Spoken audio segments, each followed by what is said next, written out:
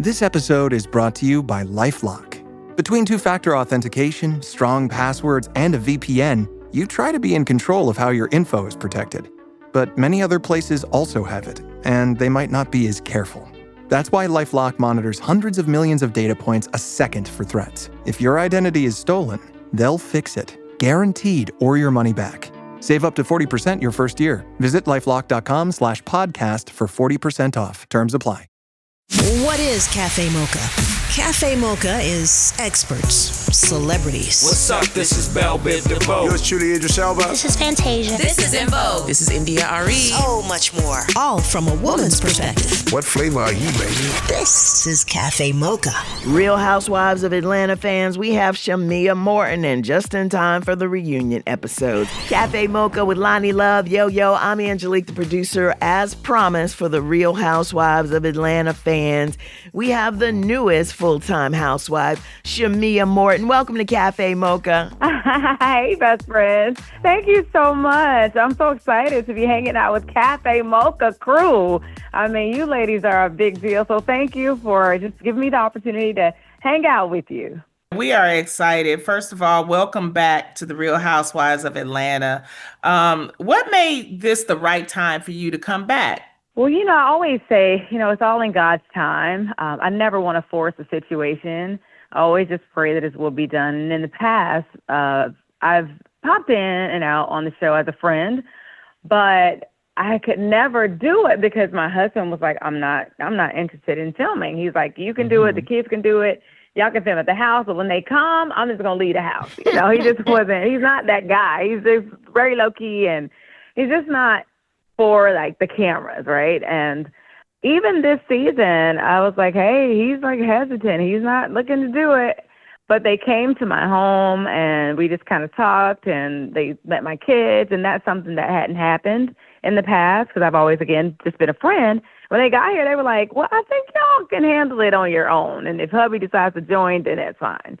And it worked out. And he pops in here and there, but, it all works out. But I'm happy it took this amount of time because it gave me the time to make sure I strengthen my marriage and my relationship with my children. And, I think this is the perfect time for it.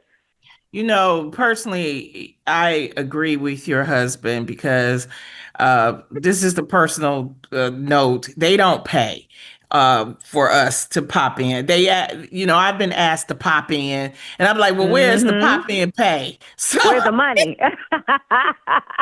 They want you to do full days and whole scenes, and then only person getting paid is Shamea. I'm like, wait a minute, I want a check too. So I agree. That's right. But I understand that it's part of as part of the story, people want to see and stuff. So it's nice that he's supporting you, and it's nice to see that, especially with a Black couple. So well, I appreciate that. It's been beneficial for me, I would say, because of the things that I'm just trying to push, because just being, a mom, a host, and all the other things I do, you can do all those things, but if the world doesn't know, then the world doesn't know about it. So I think that this platform has given me the opportunity to kind of showcase some of those extra things. But that's what I'm saying, for our listeners that maybe are familiar with you or with the show, tell us about yourself. Okay, well, hey, y'all, I'm Shamea. I was born and raised in Atlanta, Georgia. I've been aspiring singer since I was a kid. I've sang in groups with people like Carrie Hilson, Shamari DeVoe. I was signed to Universal Records when I was in high school. So music has always been a passion of mine. But on top of that, I'm a trained dancer in ballet, jazz, hip hop. I've danced for the NFL, the Atlanta Falcons, the NBA, the Atlanta Hawks. You're going too fast, Shamea. You're going too fast. Because there's so much stuff. It's just so much stuff, and I don't want to bore y'all with all the extra stuff. But basically, I've been out and about. I always say I'm like the female Jamie Foxx. Sing, dance, act, just cheerleader. Jamie ain't cheerleading. Yes. Well, he is on Living Color, but anyway. Depends on which role. He wore a lot of hats. But no, I'm the girl next door, your homegirl, your best friend. And I've honestly just been waiting on my moment, my time. I think I'm a a good follower. I'm happy to let other people lead and shine, but I think in this season, this is my moment. This is my time to just really showcase my talent, my God-given talents, and the things that I've been working hard on, like hosting the NBA. You know, I've done all the last, 4 All-Star games, Celebrity Game, and HBCU nights, you know, with the NBA. I've done, you know, a lot of great things in my career. But again, the Real Housewives of Atlanta allows you to showcase that stuff, and that's a platform that you really can't pay, you know, to be on. Like you get a new audience, even your audience, your Cafe Mocha fans. Like I'm getting to meet them now, Right. and that's a big deal. So how are you balancing? Because I know that taping is a lot. And how are you balancing that with being this wonderful wife and mother and doing your other activities? You know what? Every day it's a uphill battle. It's not easy, right? But I think when you're doing something that you love and you're passionate about, it doesn't feel like work. And for me, I have a very strong support system. My parents have been married almost 50 years. My husband is very hands-on with our girls, and we just have a good system, a good team around us with family. You know, I have 2 sisters. They jump in like second moms whenever needed. So I think it's, you know, every day it's a struggle, especially with a daughter that has special needs. But I think that the work and all of the blood, sweat, and tears behind it is well worth it. The Real Housewives reunion shows run 8 p.m. every Sunday in July on Bravo. More with Shamea Morton coming up on Cafe Mocha.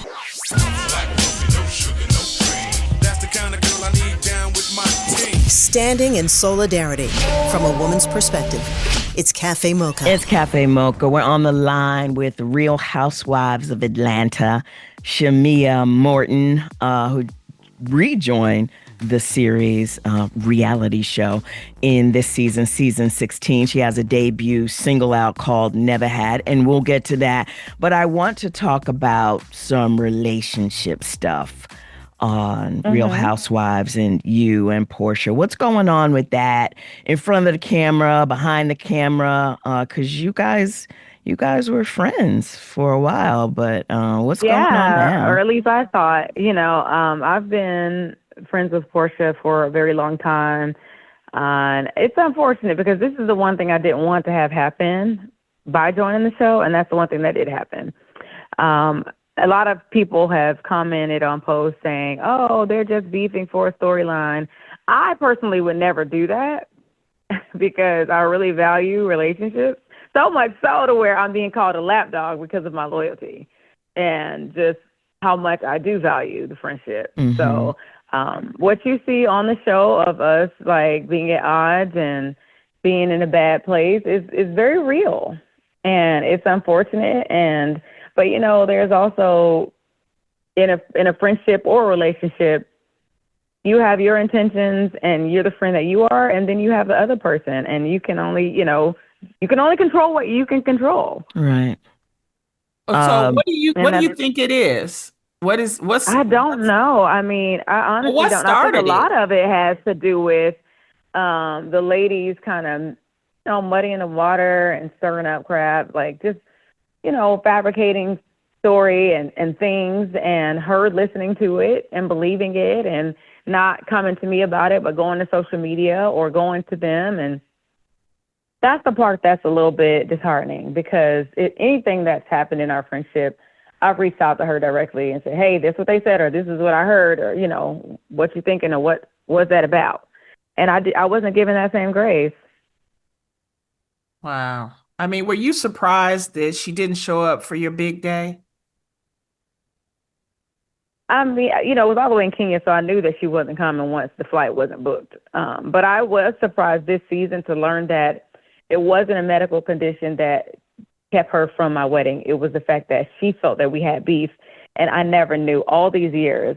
So when people say, oh, why is Shamea tripping on some beef that's 10 years old or whatever, that's not it. It's because new information has come about amongst the group that she didn't come to the wedding because we were beefing, and I never knew. And to this day, I still don't know what we were beefing about back then.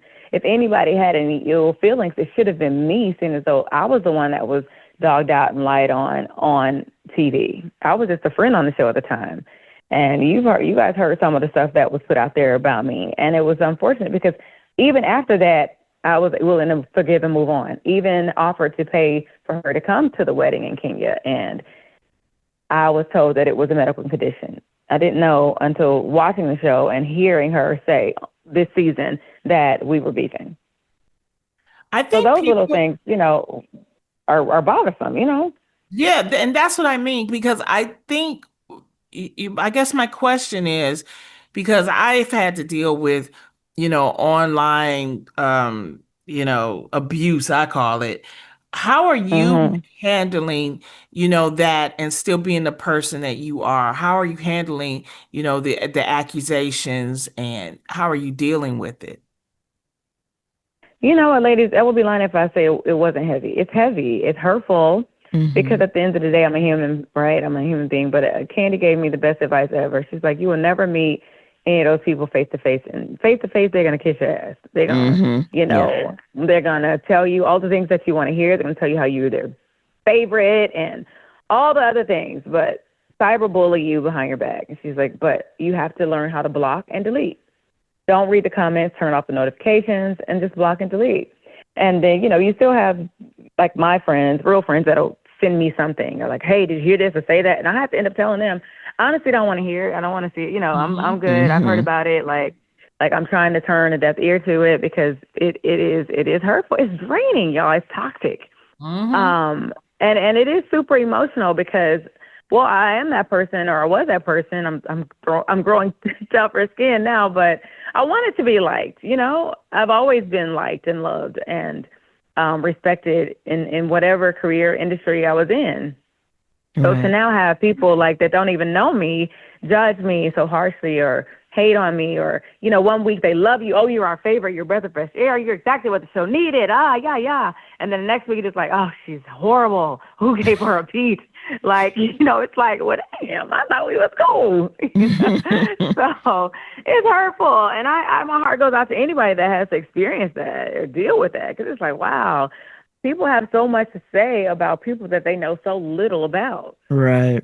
Yeah. But you know what? Candy gave you the best advice. Just block and keep going. And the way what you're doing right now is you're making sure you focus on your life and your family. You know the type of woman you are. You know the truth. That's right. And God don't bless evil.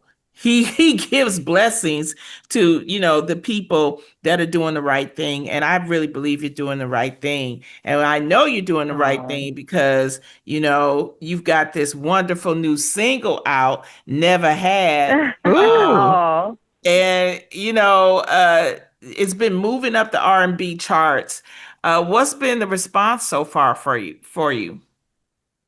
That is one thing I'm very proud of. And thank you for that compliment. It really means a lot. I know you've been in the industry for quite some time, so you've heard your share of good and bad music. So thank you so much.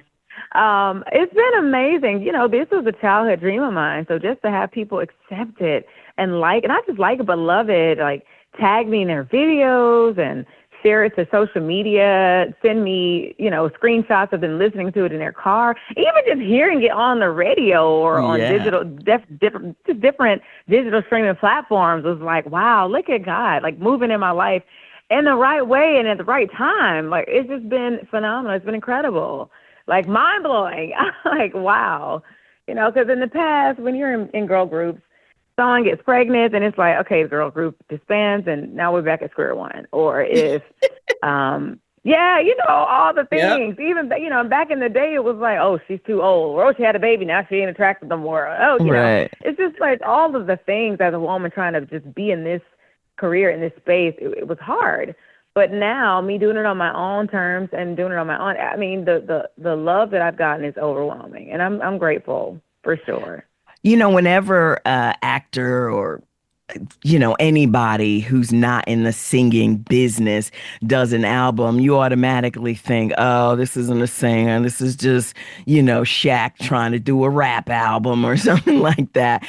Take us, I mean, when did you know you were gonna be a singer? Because it sounds like this may very well be your first love, career-wise. Oh, absolutely. I sang in the Sunbeam Choir at children's church, and this was at the age of 4 and 5. So I grew up in a singing family. On Sundays, we would go to my grandparents' house and sing by the piano. So music has always been a passion of mine, and it wasn't until you had to do showcases for like different A&Rs. They would tell you, "Oh, this is boring. You got to dance now." But as a kid, I was like, my idols were Mariah Carey, Whitney Houston, and they just stood there and sang their face off.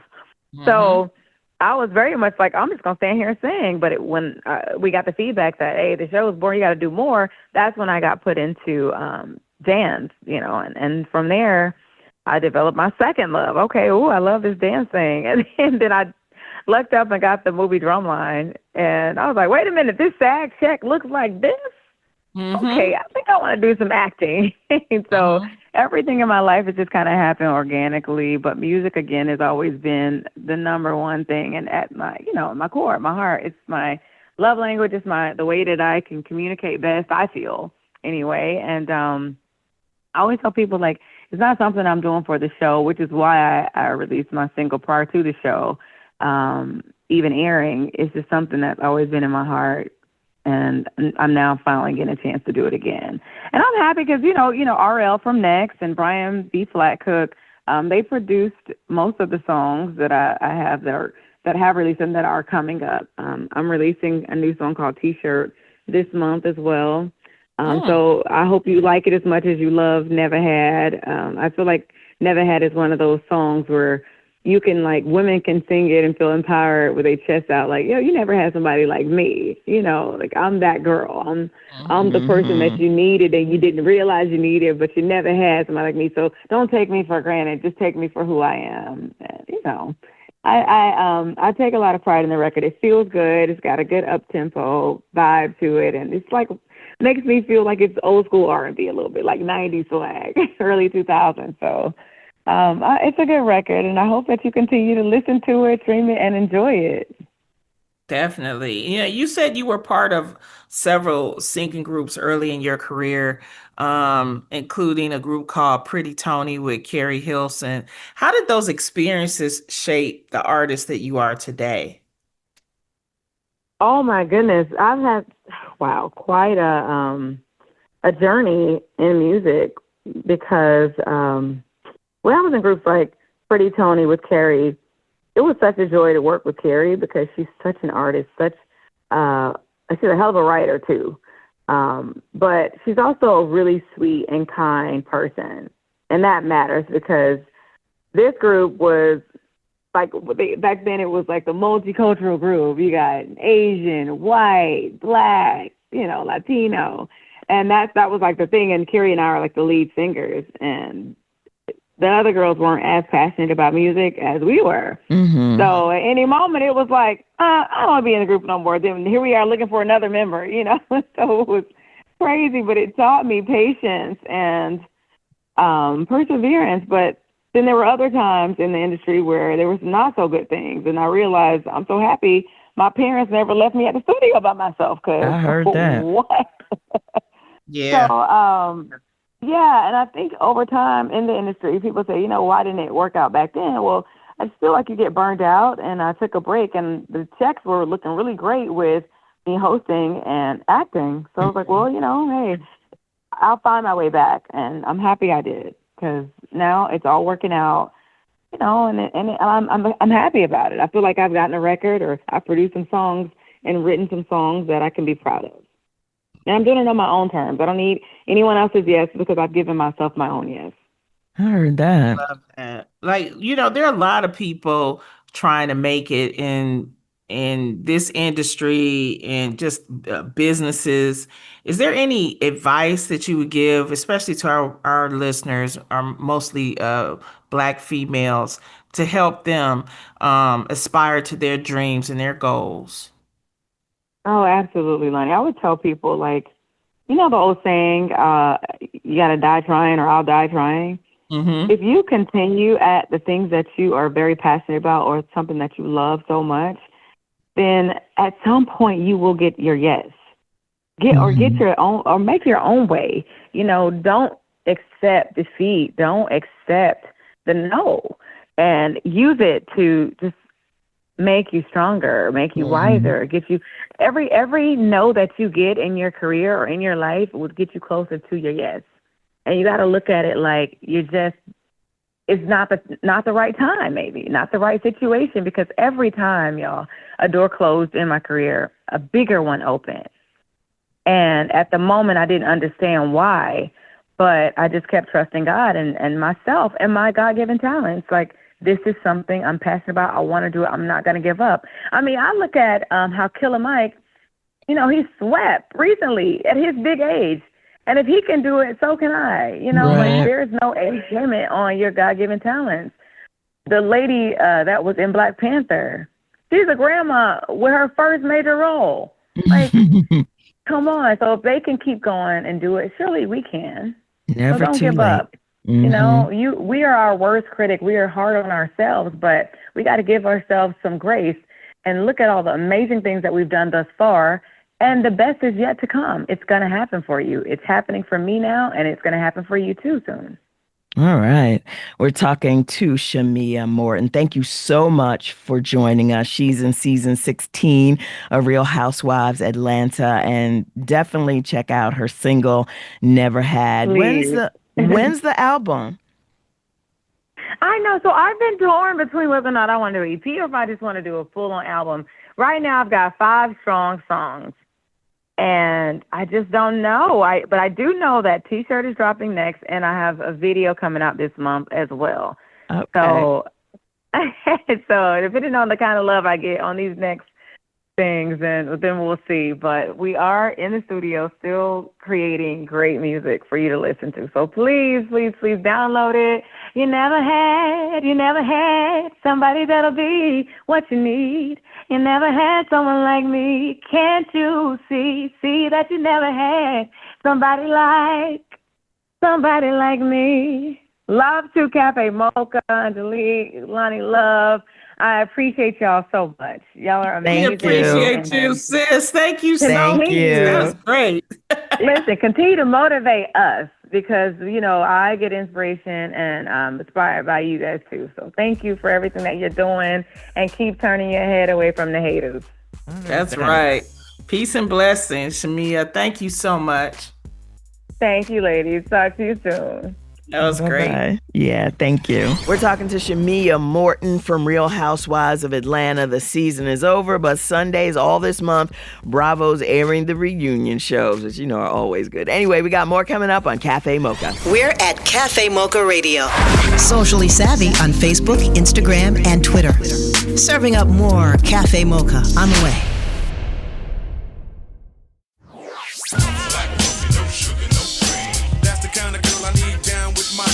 Standing in solidarity from a woman's perspective. It's Cafe Mocha. It's Cafe Mocha with Lonnie Love, Yo-Yo, and Angelique. There's been an assault on DEI that started back in 2023. We already know that Trump is doing the best he can to wipe out the DEI programs. Joining us to talk about this is Jermaine Lethbridge. She's a woman who has helped turn some small Black-owned businesses into major brands, and she did that with Target and other major stores. She's founder of the ubiquitous Women's Expo. Jermaine, welcome back to Cafe Mocha. Jermaine, first of all, I just want to say the work that you have been doing these past, 10, 20 years to help. 30-something years, yes. I mean, just for the listeners, let's just give them a little bit of your history and the work that you have done to help Black products get into stores. Yeah.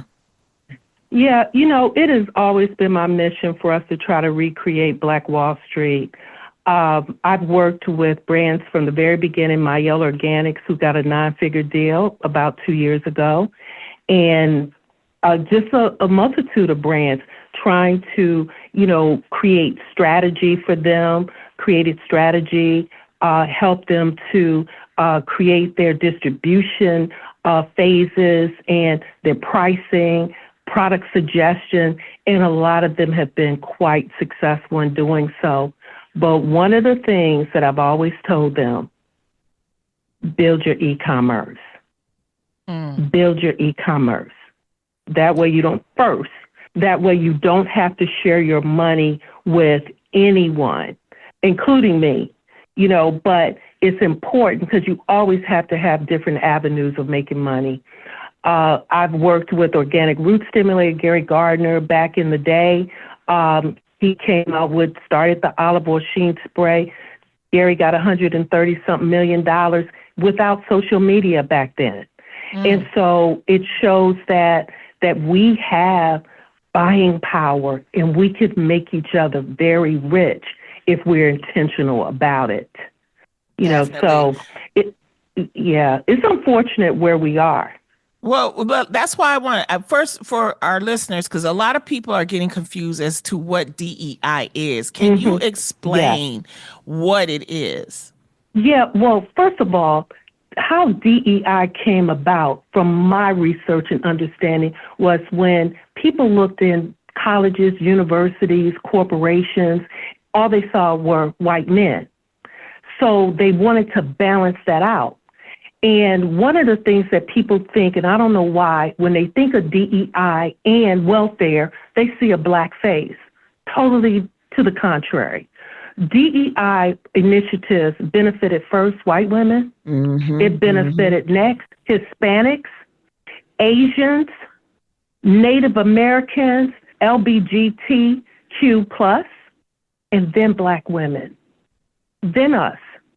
Ariane Simone tried to tell us when they attacked her on her Fearless Fund, and she lost, that DEI was now going to be attacked. And that's exactly what is happening. So DEI was basically to get equity, fairness with labor, with management within corporations. Supplier diversity is another arm of trying to get small black-owned businesses and we female too on shelf.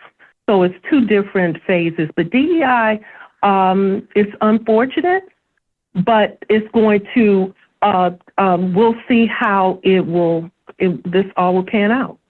See, but I do think we need to be careful with saying you're going to boycott Target, because some of the black-owned are saying boycott, BUYCOTT, versus boycott. Now, what's the difference? Boycott, they're saying, is still going to Target and only buy those products that are black-founded. And boycott, don't go in there at all. Now, I haven't been to Target since this whole announcement. I really haven't.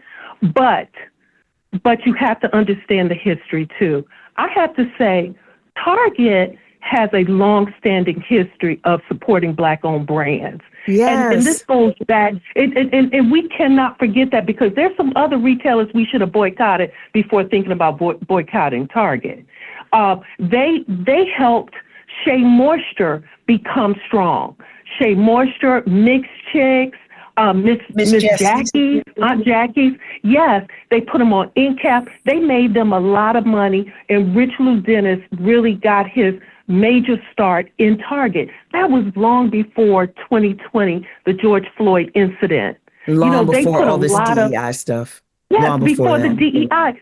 So I don't understand why the CEO, Brian Cornell, felt that he needed to state publicly that they were going to dismantle their DEI program. But we don't know what kind of pressure they are facing with this executive orders from Trump. Yeah, well, that's why they dismantled it. All of these corporations are dismantling it because of the current administration, and they're dismantling things. My thing is, I do want to be specific. DEI, from what I was reading, it does not mean hiring. DEI was more about on the side of where Jermaine works, talking about products, talking about, even with us, Cafe Mocha is supported by a lot of corporations, and it counts towards their DEI standards and spending and things like that. So it doesn't mean like hiring. And I think that's where people are getting a lot of confusion. They don't understand that, some people in that administration, Trump's administration, is trying to say the minute they say DEI, they mean Black people or women or gay people. It's not hiring. We're talking about these type of support from corporations that were put into place because corporations weren't giving us our fair share. Black people buy tie. Black people spend money, like you just said, Jermaine. We're like the top consumers when it comes to spending for these corporations, and you've seen it. So these programs were given to us to help us not only put in Black products and help those individuals, but also Black programs. The McDonald's Gospel Fest, Essence Fest is covered under DEI. I think what we should do, because I think, and I don't know, I might be wrong, but I hope that I'm right. I think that these corporations decided, okay, we're going to publicly say we're going to cut down DEI to pacify this administration, but they're going to actually still operate in some form by supporting businesses. Do you think that might be the case, Jermaine? I agree, because first of all, if you have a heart for it, and if you understand your profit, Black Americans have a current buying power of $1.6 trillion. And like you said, we are the second consumer base for spending, the second, and which represents over $300 billion. We have strong buying power that we do not use to our advantage. And so I do agree, because they don't want to miss that money. They don't. They can't afford to. And I'm going to tell you something. I really feel we needed this. We needed a wake-up call as Black people. We needed it. We're being very frivolous on what we spend. We're very label-oriented, and labels that don't put money back into our community. We don't support each other like we should. I have a skincare line called I Know Skincare, and I spoke at this event. I'll never forget this. And I have been in business maybe about 6 or 7 months. And now, mind you, I spent the money to get it clinically tested. And this Black lady came up to me and she said, "I'm real proud of you, but some of us not going to buy it because we're going to think it's not as good." I looked at her. I had to hold back the Detroit in me. And I really, I was very disappointed. I said, "Well, then I'm sorry. That they will not be my customers. If you think like that, and shame on them. And shame on whoever thinks like that." That's some of the problems. So I think that this was a good wake-up call to say we have not arrived. Yeah, I totally agree. Not arrived. I totally agree. We're talking about using the power of the Black dollar against companies that have suspended their DEI programs. More coming up with Jermaine Leffridge on Cafe Mocha.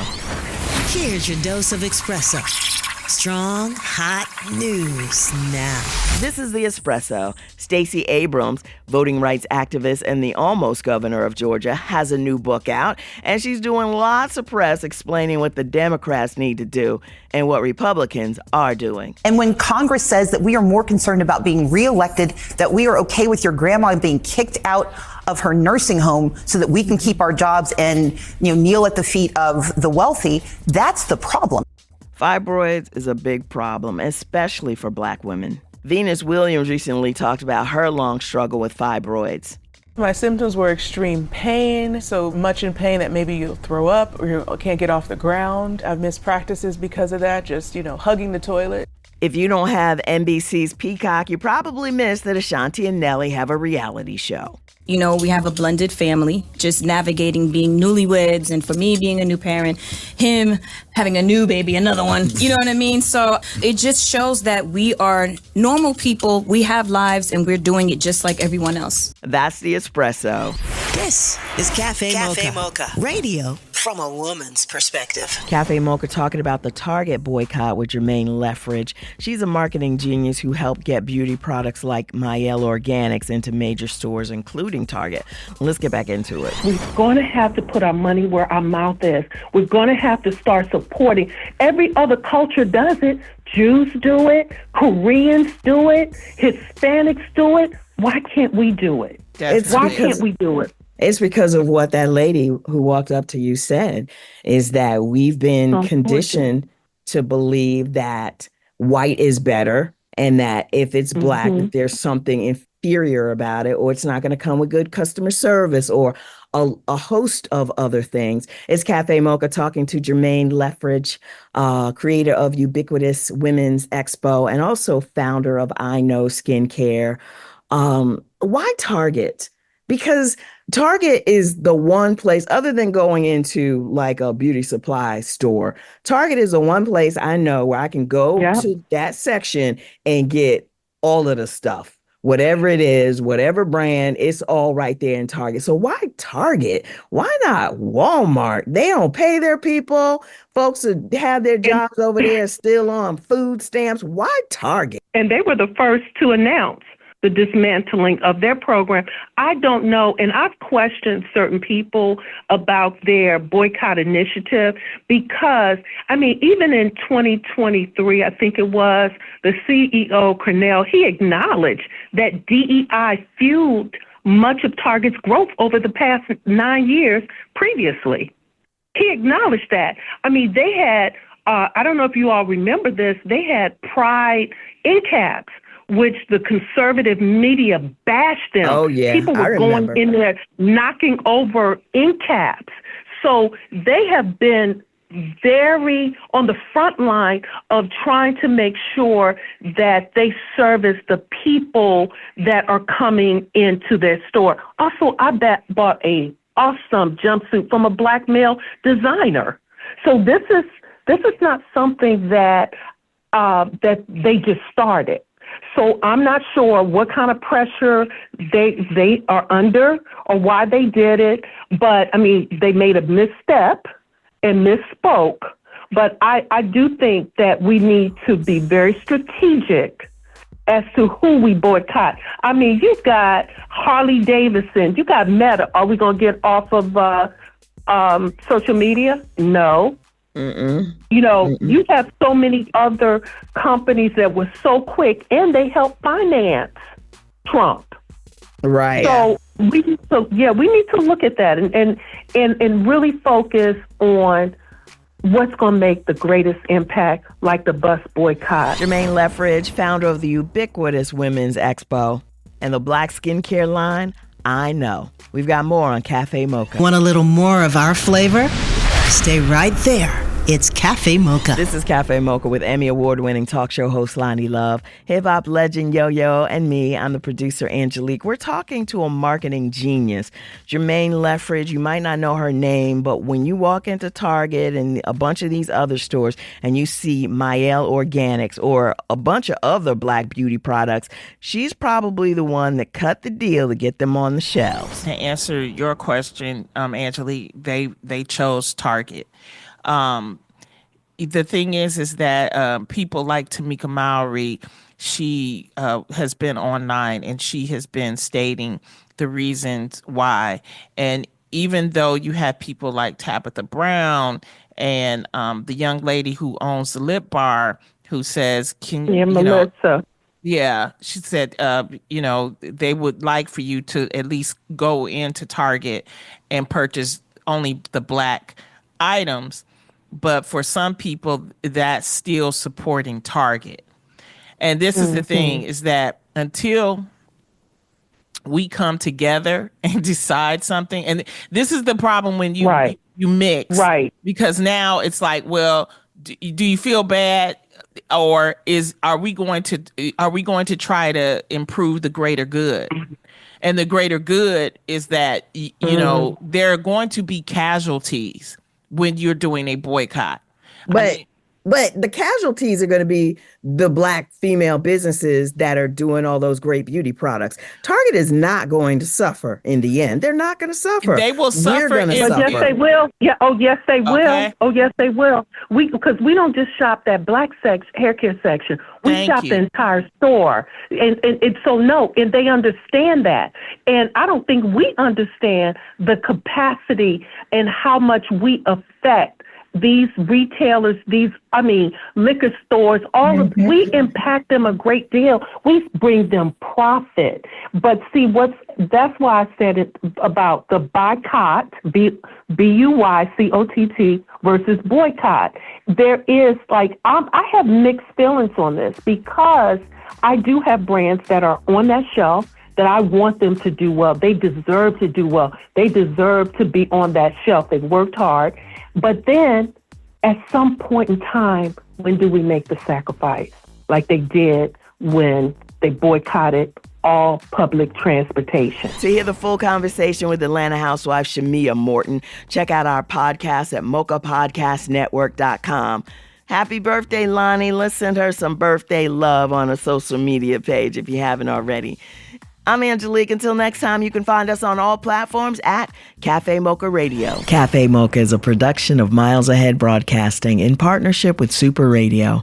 Executive producer Sheila Eldridge. For comments, booking, or more information, visit cafemocharadio.com.